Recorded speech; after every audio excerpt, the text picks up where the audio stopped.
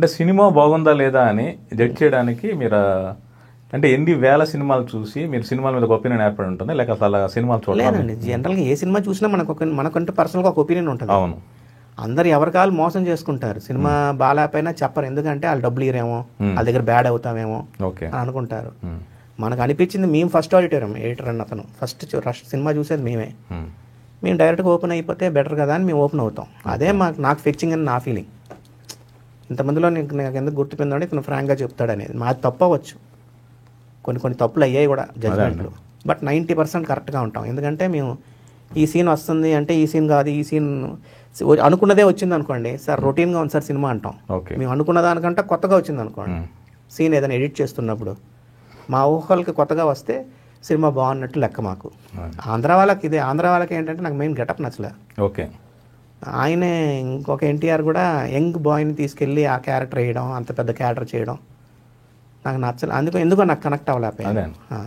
కాబట్టి ఇలా ఉంటాయండి. సూపర్ అన్నారు, సూపర్ కూడా నచ్చలేదని చెప్పాను ఆయనకి. నాగార్జున గారు అడిగారు అదేంటి అని అన్నారు. లేదు సార్ మిమ్మల్ని అందంగా చూసాం సార్, మీరు హ్యారు గీర నాకు నచ్చలేదు సార్ అన్న. ప్లస్ లేదు చాలా కాస్ట్లీ సినిమా అని డైరెక్టర్ గారు చెప్పారు. ఒక్కొక్క బైక్ 3 లక్షలు పెట్టి 30 లక్షలు పెట్టి తీసాను చేజులను. సార్ చేజుల్లో హీరో క్లోజ్ షాట్ లైక్ హెల్మెట్లు వేసేస్తే అది డూప్ చేసినట్టు ఉంది సార్, నాకు నాగార్జున గారు చేసినట్టు ఎలాగుంటుంది సార్ నాకు.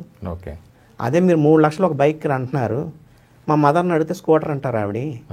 మీకు తెలుసు మీ బైక్ అని, కాస్ట్లీ బైక్ అని, అందరికీ తెలియదు కదా అది.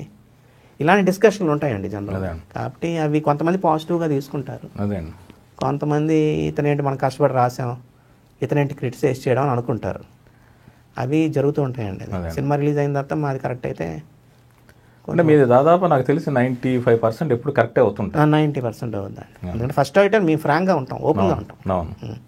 మేము కొంచెం డైరెక్టర్ అందరూ అన్ని డిపార్ట్మెంట్లు చేసేయచ్చండి. అవునండి. మన ఇంట్లో మేకప్ మనమే పౌడర్ వేసుకొని కొట్టుకుంటే అది మేకప్, మనం బట్టలు సెలెక్ట్ చేసుకుంటే కాస్ట్యూమ్స్. బట్ అది ప్రాపర్గా ఆ సీన్కి ఎలాగుంది, ఆ సీన్కి ఎలా కావాలని వేసుకునేదే డిపార్ట్మెంట్ స్పెషలైజేషన్. అలాగే తీసిన అతను ఎడిట్ చేసుకోగలడు, బట్ తీసిన అతన్ని కంట్రోల్ చేసేవాడే ఎడిటర్. ఓకే. ఏది బాగుంది ఏది బాగాలేదని మూడో మనిషి చెప్పడం అనేది ఇంపార్టెంట్ అనేది నా ఫీలింగ్. ఓకే అండి.